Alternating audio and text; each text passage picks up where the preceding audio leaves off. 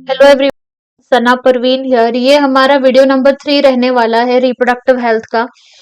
ये वीडियो के हेल्प से हम ये ट्राई करेंगे कि जो एनसीईआरटी है वो आपको line to line by heart हो जाए, क्योंकि इन वीडियोस में हम एनसीईआरटी के हर लाइन के ऊपर एक क्वेश्चन सॉल्व करते हैं। जो सीक्वेंस हम फॉलो करते हैं वो ये है कि पहले हम क्वेश्चन पढ़ेंगे, फिर हम ऑप्शंस पढ़ेंगे। आप वीडियो को पॉज करके आंसर करने की कोशिश करेंगे and then you will try to analyse कि आपके कितने क्वेश्चन के आंसर सही आए हैं या कितने गलत आए हैं। अगर गलत आए तो इसका सही आंसर क्या है। ओके, तो हम स्टार्ट करते हैं। Let us look at the first question here. Misuse of amniocentesis has led to the misuse of। क्योंकि ये सीरीज है, क्योंकि ये हम एनसीईआरटी के हर लाइन पे क्वेश्चन सॉल्व कर रहे हैं, तो आपको ये सीक्वेंस में क्वेश्चंस मिलेंगे। आपको मेरे वीडियो नंबर 1 में इनिशियल एनसीईआरटी के कंटेंट पे क्वेश्चंस रहेंगे, और ये जो वीडियो है इसमें एनसीईआरटी के एंड वाला जो पार्ट है चैप्टर का, वहां पे उस पार्ट से आपको क्वेश्चंस यहाँ पे दिखाई देंगे। Okay, so the question here is misuse of amniocentesis has led to the misuse of MTP, STD, RTI और HIV।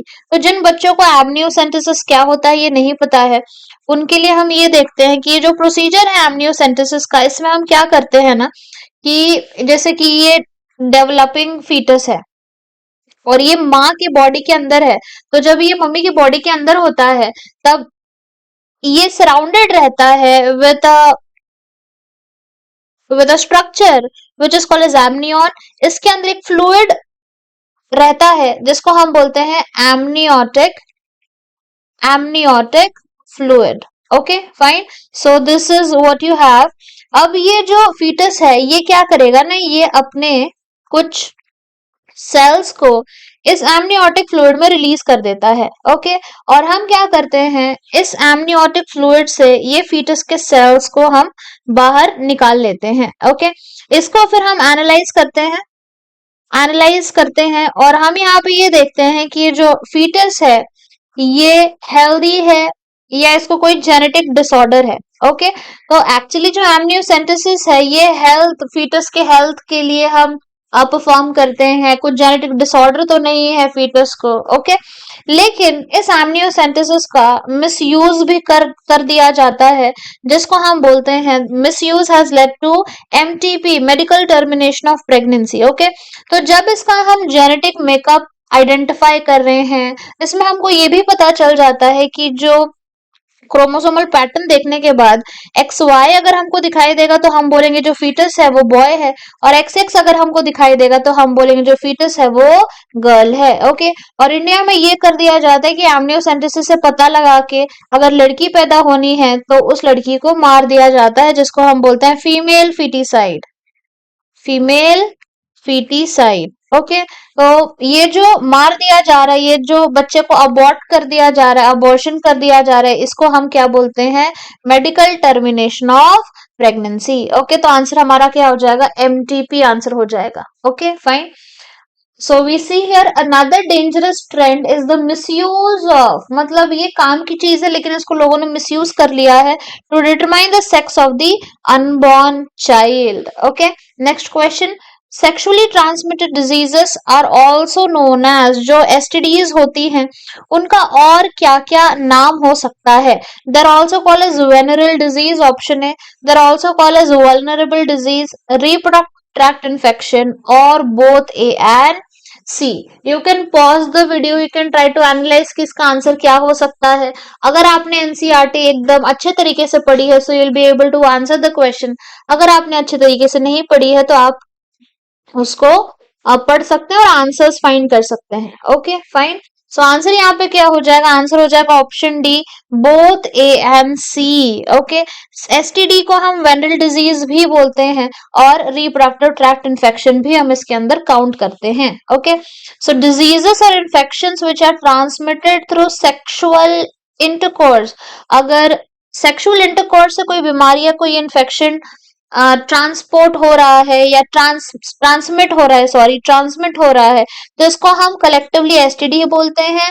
एसटीडी को हम वीडी भी बोलते हैं, वेनरल डिजीज, और इसको हम आरटीआई भी बोल सकते हैं, जिसका मतलब होता है reproductive tract infection. Next question, which portion of the female reproductive system is cut, इस डायग्राम में फीमेल का रिप्रोडक्टिव सिस्टम का कौन सा ऐसा पार्ट है जिसको हमने कट करके लाइगेट कर दिया है। लाइगेट का मतलब होता है ज्वाइन कर दिया है। ओके, तो option given to us are option A uterus, option B fallopian tube, option C ovary और ऑप्शन डी सर्विक्स। ओके, तो आंसर देख लेते हैं हम। इसका आंसर हो जाएगा option number B, that is fallopian tube. यहाँ पे जो ये स्ट्रक्चर है, ये स्ट्रक्चर कौन सा वाला है, ये जो स्ट्रक्चर है ये है फिलोपियन ट्यूब। इसको हम ओविडक्ट भी बोलते हैं। तो आपको दोनों नाम पता होना चाहिए, fallopian tube as well as oviduct. यहाँ पे हम कट कर देते हैं ताकि जो एग है वो यूट्रस तक ना पहुंच सके, यहाँ तक एग आ जाएगा, और स्पर्म भी अगर आ रहे हैं तो एग और स्पर्म की मीटिंग ना हो सके। इसी को हम बोलते हैं प्रोसीजर का। एक्चुअली नाम मैं नहीं बताऊंगी क्योंकि आई थिंक नेक्स्ट क्वेश्चन हमारा वही रहने वाला है। So option B, fallopian tube को हमने कट कर दिया है ताकि स्पर्म और एग एक दूसरे से मिल ना पाए। Okay, next question, the surgical, look at the question, the surgical procedure indicated in the figure is, you can answer it for yourself। ये जो सर्जिकल प्रोसीजर फोटो में गिवन है, डायग्राम में गिवन है, ये सर्जिकल प्रोसीजर का नाम क्या है। हमने प्रीवियस वीडियोस में भी इसको सॉल्व किया था। So the answer here is going to be this procedure is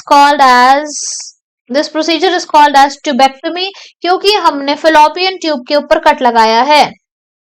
हमने फिलोपियन ट्यूब के ऊपर हमने कट लगाया है। ओके, फिलोपियन ट्यूब का दूसरा नाम क्या है, ओविडक्ट है। ओके, तो ट्यूबेक्टमी हम करेंगे फीमेल्स के अंदर, और जो वेसेक्टमी है ये हम करेंगे मेल्स के अंदर, उनका वास डिफरेंस कट करके, ताकि गैमीट ट्रांसपोर्ट ना हो सके या गैमीट एक दूसरे से ना मिल सके। Okay, next question, which infections can be transmitted by sharing of needles, injection needles, surgical instruments, etc.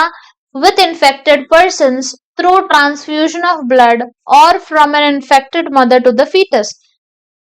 इसमें से ऐसे कौन कौन से इन्फेक्शंस हैं जो नीडल के थ्रू स्प्रेड हो सकते हैं, सर्जिकल इंस्ट्रूमेंट के थ्रू स्प्रेड हो सकते हैं। ओके, या तो फिर ब्लड ट्रांसफ्यूजन से ये ट्रांसमिट हो सकते हैं, या मदर टू बेबी ट्रांसमिट हो सकते हैं।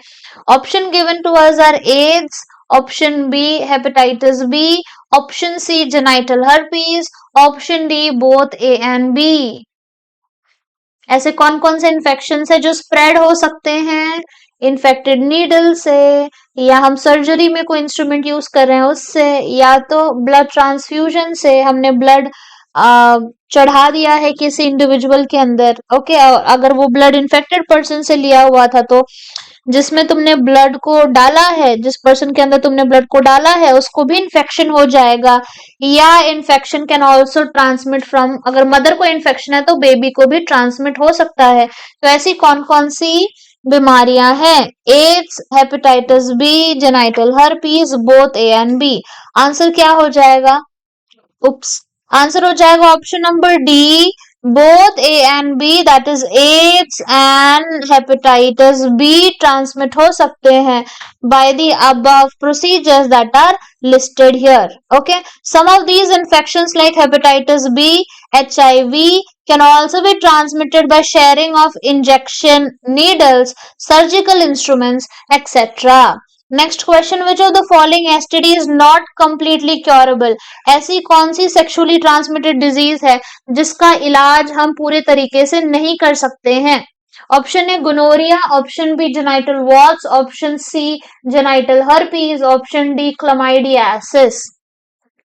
आंसर क्या हो जाएगा इसका, you can pause the video, you can try to find the answer to the question. Okay, but we look at the answer now. The answer is genital herpes. एक ऐसी STD है जिसका हम कंप्लीटली इलाज नहीं करवा सकते हैं। Out of the given options, जो इसमें ऑप्शंस गिवन है उसमें से जो आंसर हमारा रहेगा that is genital herpes, except for hepatitis B. तो ऐसी कौन कौन सी बीमारियां हैं जिनका हमारे पास अभी तक कंप्लीट इलाज नहीं है।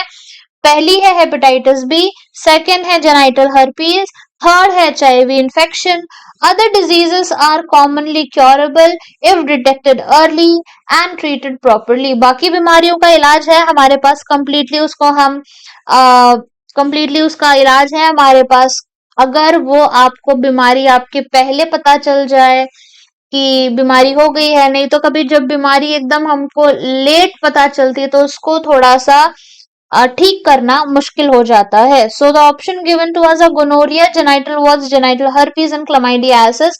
आंसर हो जाएगा हमारा जेनाइटल हर्पीज। तो आपको रिमेंबर करना है genital herpes, hepatitis B and HIV infection completely curable नहीं है। Next question, which of these options is correct with regards to statement x and y? तो ये हमको चार options given है, हमको ये देखना है कि statement x और y में से कौन कौन से statement सही है, गलत है या appropriate, यहाँ से option क्या रहेगा आंसर का। Statement X, some STDs do not show symptoms in females. Statement Y, some STDs in females may remain undetected for a long period of time. तो अगर हम देखेंगे इसका आंसर हमारे पास हो जाएगा, अगर हम देखेंगे तो स्टेटमेंट एक्स सही है। कोई एसटीडीज, कुछ कुछ एसटीडीज ऐसी होती है जो हमको सिम्टम्स उसके दिखाई नहीं देते हैं। फॉर एग्जाम्पल एड्स के सिम्टम्स आपको 10-10, 15-15 साल तक सिम्टम्स नहीं दिखाई देंगे। या स्टेटमेंट वाई सही है, गलत है। Some STDs in females may remain undetected for a long period of time. अगर आपको सिम्टम्स ही नहीं दिखाई दे रहे हैं तो आपको बीमारी का पता कैसे चलेगा। तो दोनों भी स्टेटमेंट हमारे पास सही है, और जो स्टेटमेंट एक्स है वो स्टेटमेंट वाई का एक्सप्लेनेशन है। Statement X and Y are correct and X is the correct explanation of Y. अब सिम्टम्स ही नहीं दिखाई दे रहे हैं तो फिर हम कैसे उस बीमारी को पता करेंगे। ठीक है, तो आंसर हो जाएगा हमारा ऑप्शन ए। नेक्स्ट क्वेश्चन देख लेते हैं। Severe complications of STDs led to further complications like, severe complications of STDs led to further complications like, अगर आपको कोई sexually transmitted disease है और इसके और आगे कॉम्प्लिकेशंस क्या हो सकते हैं, मतलब कोई एक फीमेल है उसको एसटीडी हुआ है, अब आगे और अगर वो प्रेग्नेंट होती है तो उसमें हमको क्या पॉसिबिलिटीज दिखाई देती हैं। एसटीडी के बाद अगर वो फीमेल प्रेग्नेंट होती है तो उसका अबॉर्शन हो जाएगा, या उसका जो स्टिल बर्थ है, मतलब जो बेबी है वो डेड पैदा होगा, ये एक्टोपिक प्रेगनेंसी जिसका मैं आपको मीनिंग बताऊंगी, ये all of these ectopic pregnancy. Abortion का तो आपको मतलब पता है कि मतलब अभी फीटस जिंदा नहीं रह पाया, ओके, फीटस मर गया प्रेगनेंसी पूरा होने से पहले ही। ओके, ये हम जब अबॉर्शन के बारे में बात कर रहे हैं तो हम 9 मंथ्स में क्या क्या हो सकता है उसके बारे में बात कर रहे हैं कि प्रेगनेंसी थी लेकिन वो प्रेगनेंसी चली नहीं।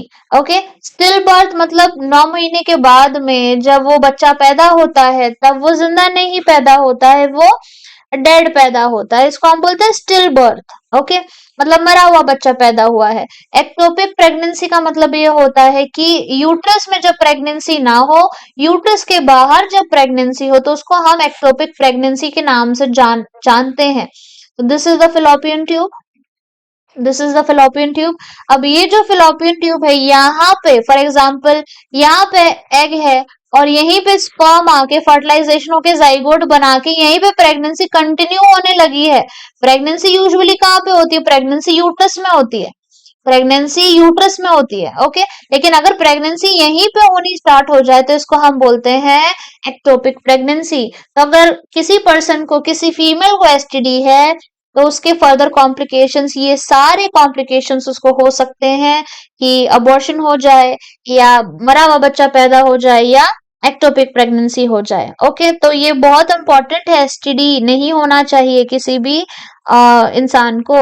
आंसर क्या हो जाएगा, option D, STD could lead to complications later which includes. अब जो और भी कुछ पॉसिबिलिटीज हैं चीजों को होने की, वो क्या क्या है, पेल्विक इन्फ्लेमेटरी डिजीज भी हो सकती है, PID, abortion, still birth, ectopic pregnancy, infertility और even cancer of the reproductive tract. The age group of dash years is quite vulnerable to STD. यहाँ पे सवाल ये है कि देखो STD जो है ये किसी को भी हो सकता है, anybody, एसटीडी किसी को भी हो सकता है, लेकिन एक ऐसा पर्टिकुलर एज ग्रुप है जिसमें एसटीडी ज्यादा देखा जाता है, वो एज ग्रुप कौन सा है, सवाल ये पूछ रहा है। Option A 10 to 19 years of age, 15 to 22, 17 to 27, 15 to 24। Answer क्या हो जाएगा, हमारा आंसर हो जाएगा 15 to 24। ये वाले एज ग्रुप में हमको ये दिखाई देता है कि जो एसटीडी है ये बहुत ही ज्यादा इस एज ग्रुप में पाया जाता है। ओके, तो एनसीईआरटी क्या बोलती है, though all persons are vulnerable to these infections. अब ये जरूरी नहीं है कि 15 से 24 साल के उम्र के लोगों को ही ये उम्र के लोगों को ही ये एसटीडी होगा, ऐसा जरूरी नहीं है। ओके, ऑल दीज मतलब एवरीबडी, किसी को भी हो सकता है, लेकिन there incidences are reported to be very high among people of the age group of 15 to 24। ज्यादा देखा गया है 15 से 24 साल के एज ग्रुप में ये एसटीडी ज्यादा पाई जाती है। Next, in order to prevent STD, अगर हम नहीं चाहते कि अगर हमको एसटीडी हो जाए तो which one of the following is not correct. अगर आप नहीं चाहते कि आपको एसटीडी हो तो इसमें से आपको क्या नहीं करना है। Option A, avoid sex with unknown partners or multiple partners, go to an unqualified doctor at earliest instance of STD, always use condom during coitus, participate in sex education sessions। तो ये तो सही है कि आप कॉन्डम का इस्तेमाल करें। Okay, condom is the best option because ये सिर्फ प्रेगनेंसी को प्रिवेंट नहीं कर रहा है, ये सेक्सुअली ट्रांसमिटेड डिजीज को भी प्रिवेंट कर रहा है। Okay, so always use condom during coitus, participate in sex education session. Yes, avoid sex मतलब किसी के भी साथ जाके सेक्सुअल एक्टिविटी करने में समझदारी नहीं है, या बहुत सारे पार्टनर्स के साथ सेक्सुअल एक्टिविटी करना ये भी ठीक बात नहीं है। सो यस, ऑप्शन है। लेकिन ऑप्शन बी गलत है, ये हमको नहीं करना है क्योंकि हमको अनक्वालिफाइड डॉक्टर के पास नहीं जाना है, हमको क्वालिफाइड डॉक्टर के पास जाना है जिसको एसटीडी के बारे में जानकारी होगी। ओके, सो आंसर इज हम क्या नहीं करेंगे, हम कोई भी अरे गहरे डॉक्टर के पास नहीं जाएंगे, हम क्वालिफाइड डॉक्टर्स के पास जाएंगे जिनको इसके बारे में इंफॉर्मेशन पता होती है। Okay, so answer is okay, so the answer is B, one could be free of these infections by following simple principles given below। तो हमको क्या क्या करना चाहिए, हमको कोई भी अननोन पार्टनर के साथ सेक्सुअल एक्टिविटी नहीं करनी है, कॉन्डम का इस्तेमाल करना है और क्वालिफाइड डॉक्टर के पास जाना है अगर आपको थोड़ा भी कुछ लगे कि एसटीडी का कोई सीन आपको अगर कुछ दिखाई दे, कोई सिम्टम्स दिखाई दे, तो you have to go to the qualified doctor. Next question, the reason for infertility can be. Infertility का मतलब ये होता है कि कोई भी इंडिविजुअल जब बेबीज प्रोड्यूस करने की कैपेसिटी में नहीं होता है तो उसको हम बोलते हैं इनफर्टिलिटी, मतलब उसको बच्चे पैदा नहीं हो रहे हैं। So that is called as infertility to be, so this is how we say it in Hindi. तो अगर हम देखेंगे तो इसके क्या क्या रीजंस है, फिजिकल रीजन है, डिजीज हो सकती है, या साइकोलॉजिकल रीजन है, ये सारे ही सारे रीजन सही हैं। आंसर क्या हो जाएगा, ये सारे ही रीजंस की वजह से इनफर्टिलिटी हो सकती है। आपकी फिजिकल हेल्थ अच्छी नहीं है, आपको कुछ बीमारी है, कुछ साइकोलॉजिकल डिसऑर्डर्स हैं, या कुछ साइकोलॉजिकली आपको कोई कंडीशन है, तो इसके वजह से भी फर्टिलिटी के ऊपर असर होता है एक इंसान के। A large number of couples all over the world, including India, are infertile. Infertile का मतलब होता है they are unable to produce children in spite of unprotected sexual cohabitation। मतलब बच्चे पैदा नहीं हो रहे, इसका मतलब ये नहीं है कि वो सेक्सुअल एक्टिविटी परफॉर्म नहीं कर रहे हैं, वो साथ में रह रहे हैं, सेक्सुअल एक्टिविटी परफॉर्म कर रहे हैं, अनप्रोटेक्टेड सेक्सुअल एक्टिविटी कर रहे हैं, लेकिन फिर भी बच्चे नहीं हो रहे हैं। तो इसका रीजन ये हो सकता है, उसके बहुत सारे रीजन हो सकते हैं कि वो फिजिकली हेल्दी नहीं है, या बाय बर्थ कोई बीमारी है, या कोई दूसरी बीमारी है, या ड्रग्स ले रहे हैं, या इम्यूनोलॉजिकल डिसऑर्डर्स हैं, या इवन साइकोलॉजी। तो आपको मेंटल हेल्थ बहुत इंपॉर्टेंट एस्पेक्ट है, मेंटल हेल्थ सही होना बहुत ज्यादा जरूरी है, नहीं तो इसका इम्पैक्ट सब एस्पेक्ट्स पे, हमारे लाइफ के हर पार्ट के ऊपर इसका असर होता है।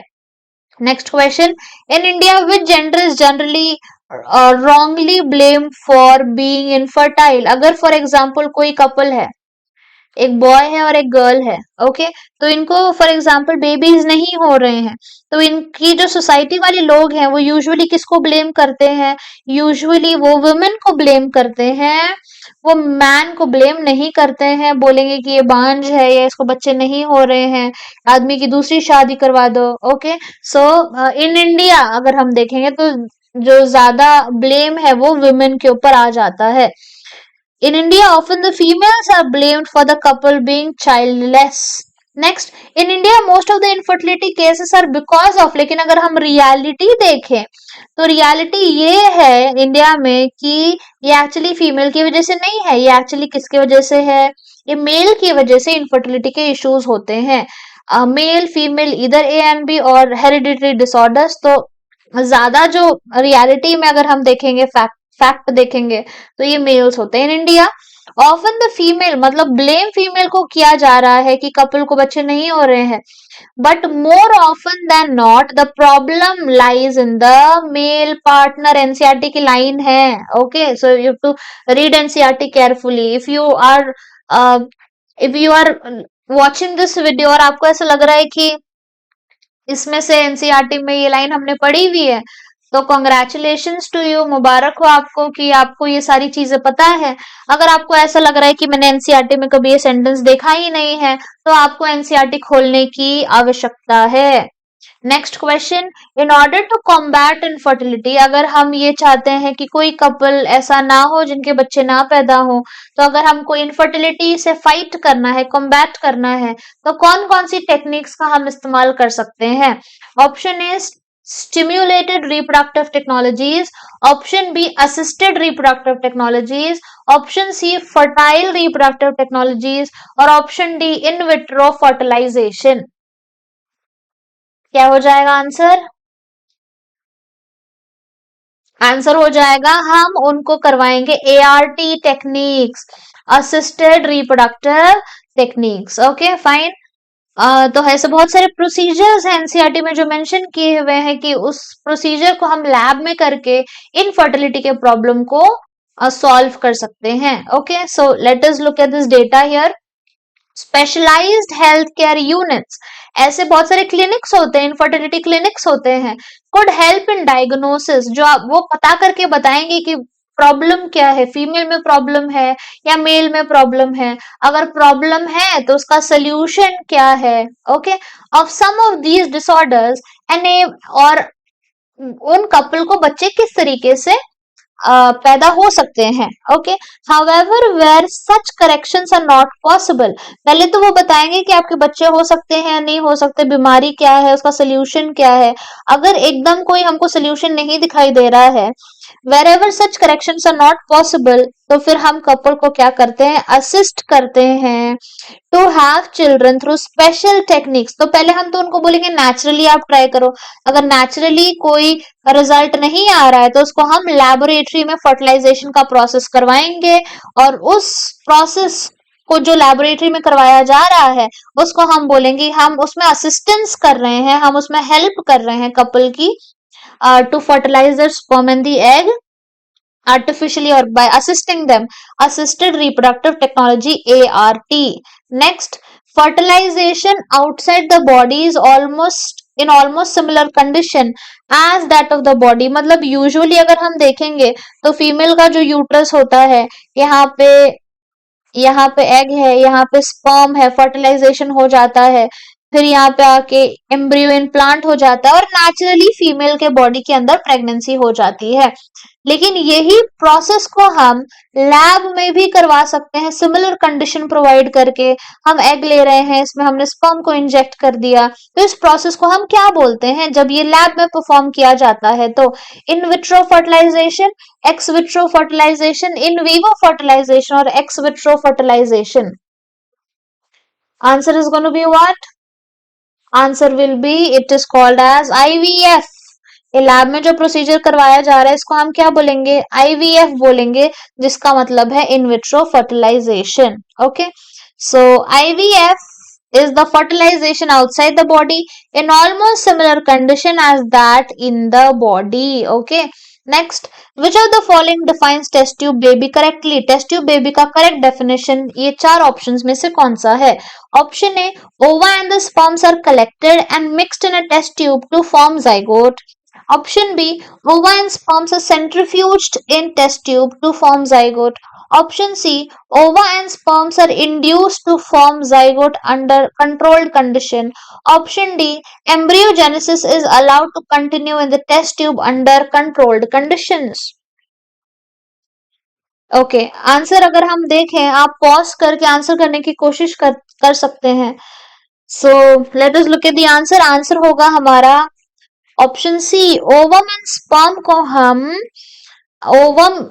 स्पर्म को हम लेते हैं, हम कंडीशंस को कंट्रोल करेंगे, बॉडी टेम्परेचर मेंटेन करेंगे, प्रॉपर उनको कंडीशंस हम देंगे और इसको हम फर्टिलाइज करा के जाइगोट बना देंगे. So ovum and sperms are induced to form zygote under controlled condition. Temperature proper होना चाहिए, प्रॉपर सारी कंडीशंस फुलफिल होंगी तभी जाइगोट बनेगा, नहीं तो जाइगोट फॉर्मेशन नहीं हो पाएगा.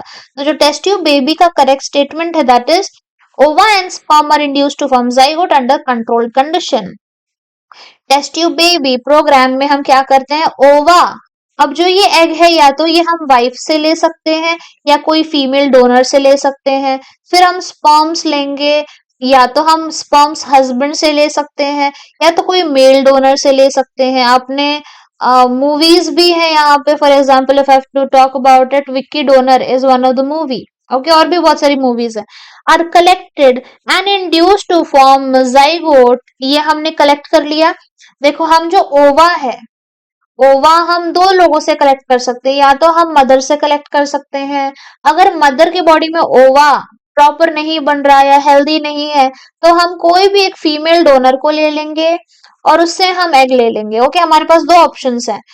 स्पर्म्स के लिए भी हमारे पास दो ऑप्शंस है. पहला ऑप्शन रहेगा कि हम हस्बैंड से स्पर्म ले लें. अगर हस्बैंड स्पर्म नहीं बना पा रहा है या स्पर्म की क्वालिटी ठीक नहीं है तो हमारे पास दूसरा ऑप्शन आता है दैट इज मेल डोनर का. ओके, फिर हम क्या करेंगे, ये स्पर्म और एग को मिलाने की कोशिश करेंगे और फिर हम जाइगोट बना देंगे under the laboratory conditions. Under ZIFT procedure, zygote और embryo up to 8 blastomeres are transferred into the uterus, placenta, fallopian tube या तो फिर सर्विक्स. ओके, तो जिन बच्चों को इस प्रोसीजर के बारे में नहीं पता है, दैट इज ज़िफ्ट का फुल फॉर्म ये होता है zygote intrafallopian ट्रांसफर.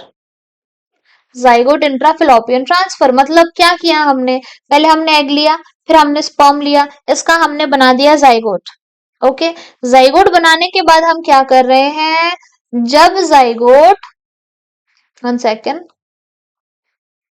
जब जाइगोट कौन से वाले स्टेज में है, जब जाइगोट कौन से वाले स्टेज में है, जब जाइगोट 8 सेल स्टेज में है, 1 2 3 4 5 6 7 8 सेल स्टेज में है, तब इसको लेके हम फिलोपियन ट्यूब के अंदर ट्रांसफर कर देते हैं.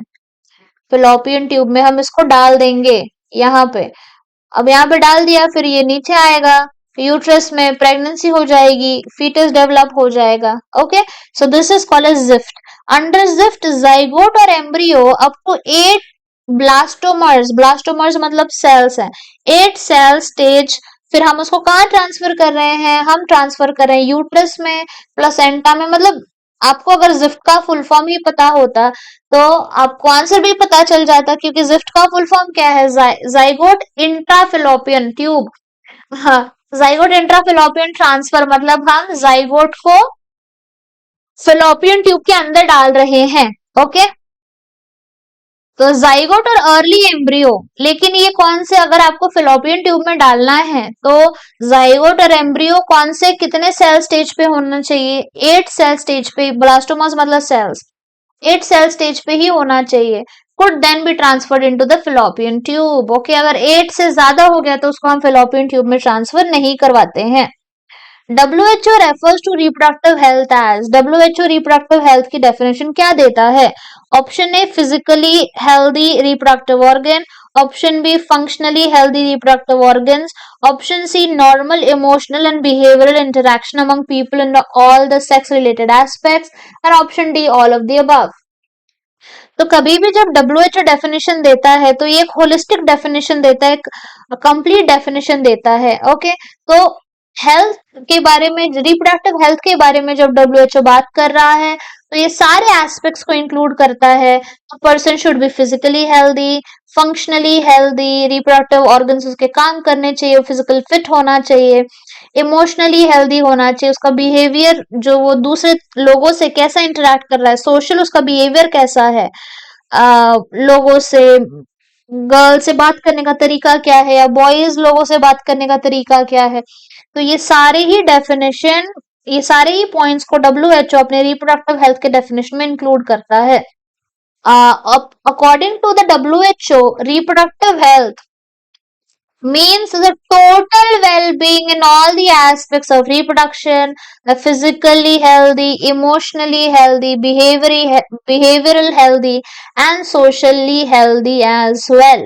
Okay, next question. जो फैमिली प्लानिंग का प्रोग्राम था ये कौन से साल में इनिशिएट किया गया था? ये ऐसे टाइप का क्वेश्चन हमने हमारे वीडियो नंबर 1 में भी डिस्कस किया है।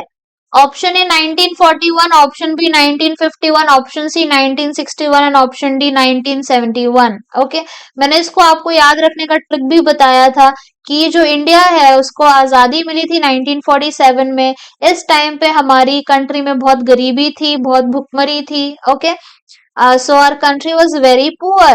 So in order to deal with this condition, India ने नेशन वाइड 1951 में फैमिली प्लानिंग का प्रोग्राम लॉन्च कर दिया था, जहां पे हमने ये देखा कि अगर हम पॉपुलेशन को कंट्रोल कर सके तो हम पॉवर्टी को भी कंट्रोल कर सकेंगे। अगर कम लोग होंगे तो हमको कम लोगों को खाना खिलाना पड़ेगा, क्योंकि हर इंसान की जो बेसिक रिक्वायरमेंट होती है वो होती है रोटी कपड़ा मकान। तो ईयर हो जाएगा 1951।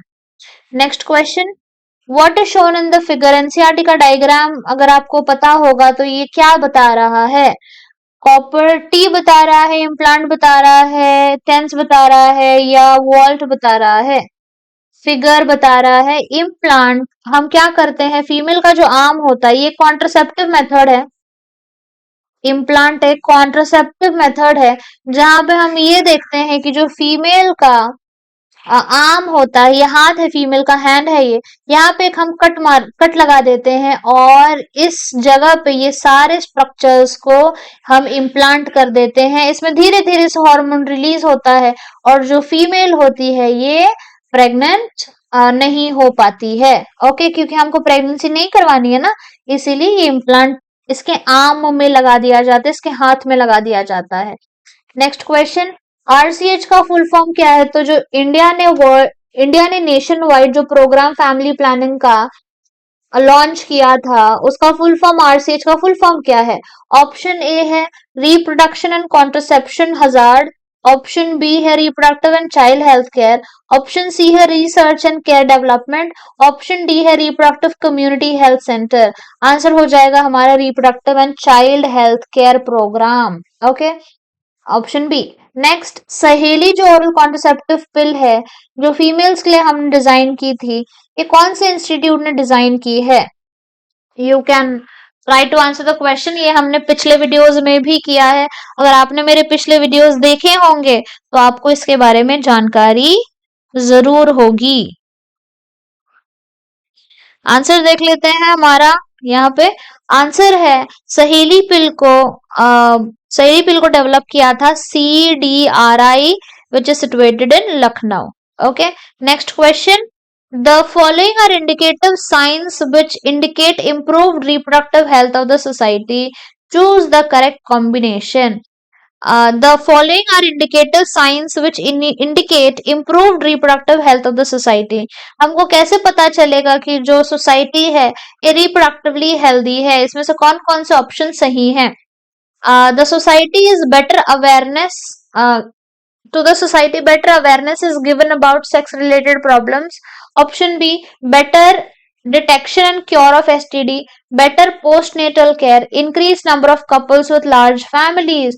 तो अगर हमको रिप्रोडक्टिवली हेल्दी सोसाइटी बनानी है तो उसमें से डेफिनेटली ऑप्शन 4 नहीं आएगा, क्योंकि हमको लार्ज फैमिलीज नहीं चाहिए, हमको चाहिए स्मॉल फैमिलीज।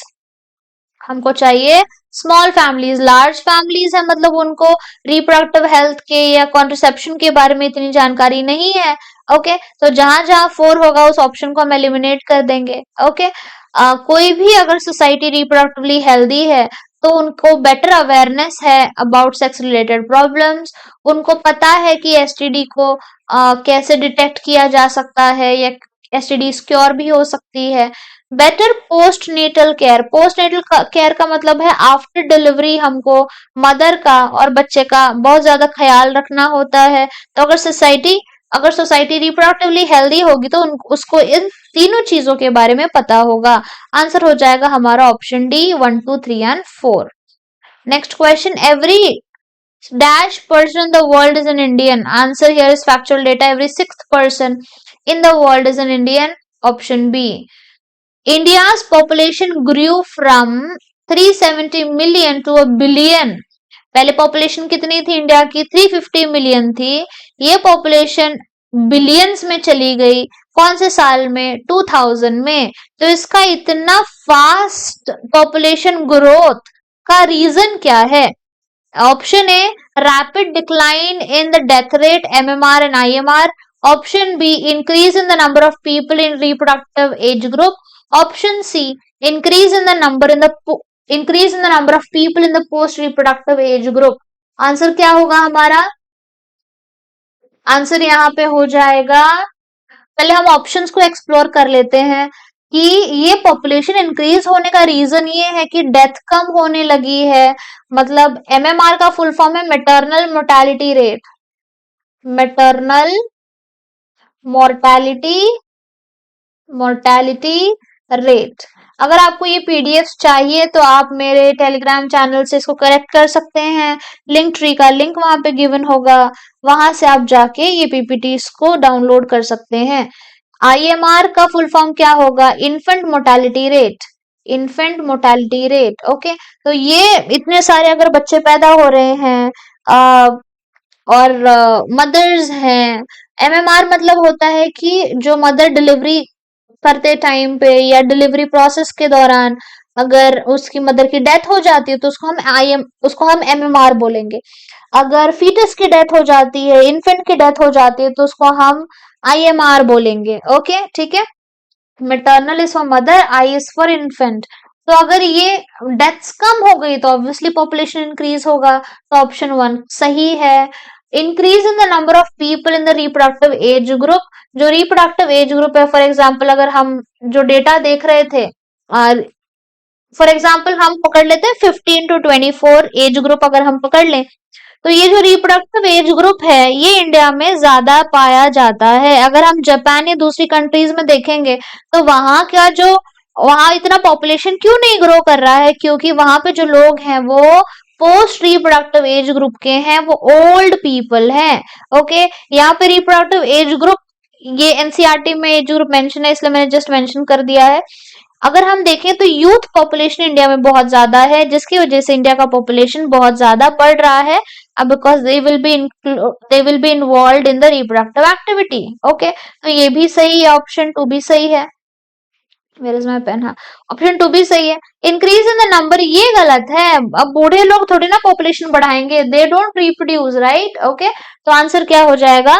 ऑप्शन सी हो जाएगा, 1 and 2 ओनली। थर्ड वाला स्टेटमेंट गलत हो जाएगा। Okay, a rapid decline in death rate, maternal mortality rate and infant mortality rate as well as increase in the number of people in the reproductive age are the probable reasons for the growth of population going from 350 million to a billion in 2000s. Okay, the year it is mentioned.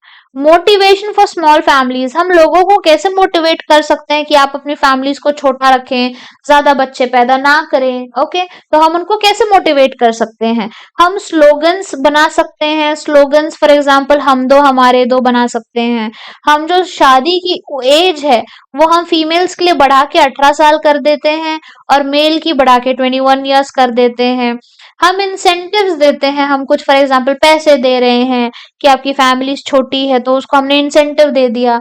या तो एक policy भी है जैसे कि single girl child policy, अगर आपकी एक ही बेटी है तो उसका जो एजुकेशन है वो फ्री करा दिया जाता है। तो ऐसे कुछ इंसेंटिव्स आप लोगों को मोटिवेशन दोगे स्मॉल फैमिलीज रखने के, तो उसमें से सारे मोटिवेशन, यस ये सारे मोटिवेशन एप्लीकेबल है। आप कुछ ना कुछ करके लोगों को तो मनाना पड़ेगा या बताना पड़ेगा कि छोटी फैमिलीज रखो ताकि पॉपुलेशन इतनी ना बढ़ सके। तो यहाँ पे अगर हम देखेंगे तो ये एनसीईआरटी का डेटा है, आप इसको वीडियो पॉज करके पढ़ सकते हैं। ओके, जब भी आप ये सॉल्व करें और आप उतना अच्छा लेवल ऑफ प्रिपरेशन नहीं है तो आप एनसीईआरटी को खोल के भी देख सकते हैं, या जब एनसीईआरटी पढ़ रहे हैं उस टाइम पे भी आप इस वीडियो को देख सकते हैं। Next, an ideal contraceptive should be, एक जो बहुत अच्छा कॉन्ट्रसेप्टिव होता है उसके क्या क्या कैरेक्टर्स होते हैं, क्या क्या पॉइंट्स होते हैं? ये यूजर फ्रेंडली होना चाहिए, इजिली मिलना चाहिए, इफेक्टिव एंड रिवर्सिबल होना चाहिए, या इसके बिल्कुल भी या कुछ भी साइड इफेक्ट्स नहीं होने चाहिए। तो आंसर अगर हम देखेंगे तो जो आइडियल कॉन्ट्रसेप्टिव है ये तो सारे पॉइंट्स इसमें इंक्लूड होने चाहिए। यूजर फ्रेंडली होना चाहिए, ओके, जल्दी से मिल भी जाना चाहिए। अगर हमको सेक्सुअल एक्टिविटी परफॉर्म करनी है और आपको कोई कॉन्ट्रसेप्टिव ही नहीं मिल रहा है, कॉन्डम ही नहीं मिल रहा है, तो मुश्किल हो जाएगी। ओके, तो इजीली ये अवेलेबल होना चाहिए। एक बार यूज करने के बाद अ, इसको हम रिवर्स भी कर सकें। ओके, अगर हम ऑपरेशन देखें, स्टरलाइजेशन मेथड देखें, वहां पे जो कॉन्ट्रासेप्टिव मेथड है वो ऑलमोस्ट परमानेंट उसको हम बोल देते हैं, क्योंकि वहां पे उस प्रोसेस को हम रिवर्स नहीं कर सकते हैं। लेकिन कॉन्डम्स को हम रिवर्स कर सकते हैं। Use it when you require and then throw it away. Okay, fine. And effective भी होना चाहिए, मतलब अगर कॉन्ट्रासेप्टिव है तो कॉन्ट्रासेप्टिव वाले काम तो करे। ऐसा ना हो कि हम कॉन्ट्रासेप्टिव यूज कर रहे हैं और एट द एंड प्रेगनेंसी हो जाए। तो काम भी करना चाहिए उस कॉन्ट्रासेप्टिव ने, और बिल्कुल भी उसके साइड इफेक्ट्स नहीं होने चाहिए। तो option D will be the answer.